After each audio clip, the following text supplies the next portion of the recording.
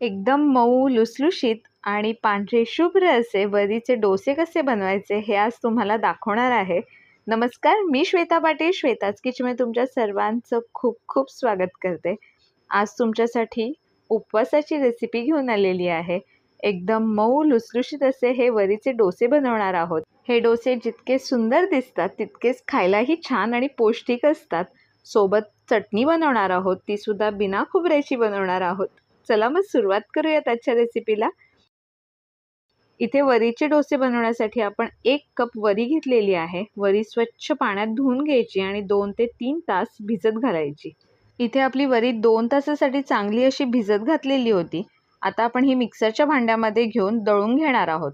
माझं मिक्सरचं भांडं थोडं लहान आहे, त्यामुळे मी इथे 2 टप्प्यात ही वरी दळून घेते आहे. आधी आपण थोडीशी वरी घेणार आहोत आणि त्यामध्ये थोडंसं पाणी देखील ॲड करायचं आहे.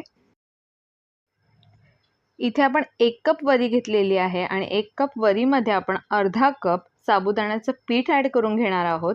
इथे मी 2 टप्प्यात दळते आहे, त्यामुळे मी पीठ देखील थोडंसंच ॲड करून घेतलेलं आहे. आता आपण हे मिक्सरमध्ये चांगलं असं बारीक वाटून घेणार आहोत. यामध्ये मी थोडंसं पाणी ॲड करते, जेणेकरून वरी एकदम बारीक वाटली जाईल. आता पाणी घातल्यानंतर थोडंसं त्याला वर खाली करून घ्यायचं आहे, मिक्स करून घ्यायचं आहे आणि पुन्हा एकदा झाकण लावून एकदम बारीक अशी पेस्ट करून घ्यायची आहे. तुम्ही इथे पाहू शकता एकदम मस्त अशी वरी बारीक पिसली गेलेली आहे, एकदम बारीक वाटून झालेली आहे. आता हिला आपण एका बाउलमध्ये वेगळी काढून घेणार आहोत आणि बाकीची वरी देखील अशाच पद्धतीने वाटून घ्यायची आहे. आता यामध्ये उरलेली वरी घेते आहे आणि उरलेलं जे साबुदाण्याचं पीठ आहे ते पीठही आपण या मिक्सरच्याच भांड्यात काढून घेणार आहोत आणि पुन्हा एकदा यामध्ये पाणी ॲड करून याची देखील एक बारीक पेस्ट करून घेणार आहोत. आपलं मिक्सरचं भांडं लहान होतं, त्यामुळे मी इथे टप्प्याटप्प्याने वरी दळून घेतलेली आहे आणि तुम्ही इथे पाहू शकता एकदम मस्त अशी वरीची पेस्ट तयार झालेली आहे. सर्व बॅटर एका बाउलमध्ये काढून घ्यायचं आणि यामध्ये आपण चवीपुरता मीठ घालून घेणार आहोत. इथे उपवासाचं मीठ घालते आहे. मीठ घालून झालं की सर्व बॅटर एकजीव करून घ्यायचं आणि तुम्ही इथे कन्सिस्टन्सी पाहू शकता. जर तुम्हाला तुमचं बॅटर थोडं घट्ट वाटत असेल तर यामध्ये थोडंसं पाणी ॲड करा, जेणेकरून ते जास्त घट्ट होणार नाही आहे. आपल्याला इथे बॅटर अतिशय घट्टही नको आणि अतिशय पातळही नको आहे, कारण की डोसे व्यवस्थित स्प्रेड करता आले पाहिजेत. मध्यम असं घट्ट हे बॅटर तयार करणार आहोत. आता इथे आपलं डोसे करण्यासाठी परफेक्ट असं बॅटर रेडी झालेलं आहे. पण डोसे करायच्या आधी आपण एक मस्त झटपट होणारी चटणी तयार करणार आहोत. आजची चटणी थोडीशी विशेष आहे, कारण की खोबऱ्याचा वापर न करता ही चटणी बनवणार आहोत. चटणी करता आपण सर्वात प्रथम मिक्सरच्या भांड्यामध्ये 2 हिरव्या मिरच्या घेणार आहोत. इथे तुम्ही मिरची तुमच्या आवडीनुसार कमी जास्तही करू शकता. त्यामध्ये मुठभर कोथिंबीर आहे. कोथिंबीर स्वच्छ धुवून घेतलेली आहे. बऱ्याच ठिकाणी उपवासाला कोथिंबीर वापरली जात नाही. जर तुमच्याकडे वापरली जात नसेल तर कम्प्लिटली ऑप्शनल आहे. आता यामध्ये आपण 4 चमचे शेंगदाण्याचा कूट घालून घेणार आहोत. इथे मी खोबऱ्याचा वापर केलेला नाहीये, त्यामुळे इथे आपण दाण्याचा कूट घेतलेला आहे. चवीपुरता उपवासाचं मीठ आणि चिमटीभर साखर घालणार आहोत. साखर पण ऑप्शनल आहे, पण आपण थोडीशीच साखर ॲड करणार आहोत. इथे पाव चमचा साखर घालून घेते आहे आणि यामध्ये आपण 3 चमचे दही घालून घेणार आहोत. इथे दही जास्त आंबट असेल तर 2 चमचेच ॲड करा. इथे माझं दही जास्त आंबट नाही आहे, त्यामुळे मी 3 चमचे ॲड केलेलं आहे. आता आपण हे मिक्सरमध्ये एकदम मस्त असं वाटून घेणार आहोत आणि तुम्ही ते पाहू शकता आपली परफेक्ट अशी चटणी रेडी झालेली आहे. बिना खोबऱ्याचा वापर करता ही चटणी रेडी होते आणि मस्त अशी चवीलाही लागते. चला मग आता डोस्याची तयारी करूयात. इथे डोसे करण्यासाठी मी नॉनस्टिक पॅनचा वापर केलेला आहे. जर तुमच्याकडे लोखंडी तवा असेल तो वापरला तरीही चालेल. आता या तव्याला आपण थोडंसं तेलाने ग्रीस करून घेणार आहोत. तवा चांगला गरम झाला की पाण्याचा अशा पद्धतीने हपका मारून घ्यायचा आणि तव्यातून असा मस्त तडतडणारा आवाज आला की एका टिश्यू पेपरने आपण हा तवा एकदम कोरडा करून घेणार आहोत. तुम्ही इथे पाहू शकता मी एका टिश्यूने हा तवा पूर्ण कोरडा केलेला आहे, जेणेकरून आपला डोसा प्रॉपर होईल.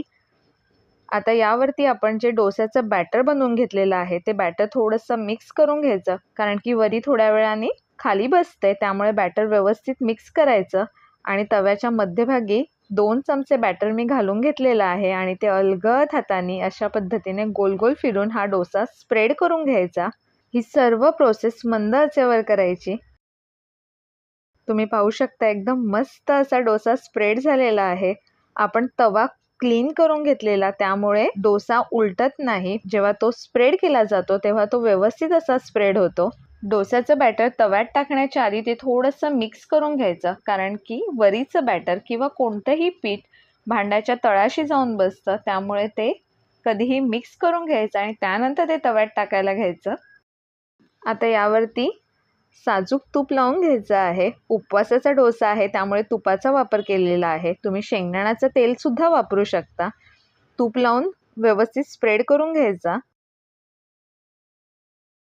वरच्या बाजूला तूप स्प्रेड करून झालं की लगेचच एखाद मिनिटानंतर आपण हा डोसा उलटून घेणार आहोत, जेणेकरून त्याची वरची बाजू ही एकदम मस्त अशी खरपूस भाजली जाईल.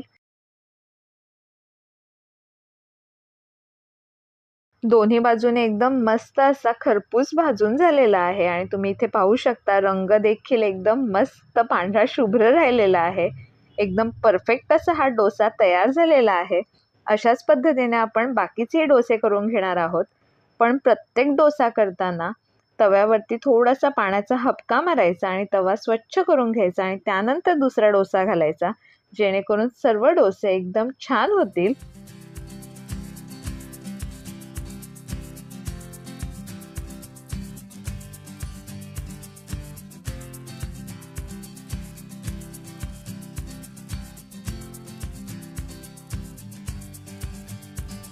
तुमच्या घरी उपवासाला काय बनवलं जातं ते नक्की कमेंट करून सांगा. शिवाय चॅनलवरती नवीन असाल तर चॅनलला सबस्क्राईब करा, पेजला लाईक करा आणि बेल आयकॉनवरती क्लिक करा, जेणेकरून माझ्या अशाच नवनवीन रेसिपीज तुम्हाला पाहायला भेटतील. आणि इथे आपले मस्त असे वरीचे पांढरे शुभ्र डोसे खाण्यासाठी तयार आहेत. सोबत झटपट बनवलेली चटणी. कशी वाटली आजची रेसिपी नक्की कमेंट करून सांगा. पुन्हा एकदा भेटूया एका नवीन रेसिपी सोबत. तोपर्यंत धन्यवाद.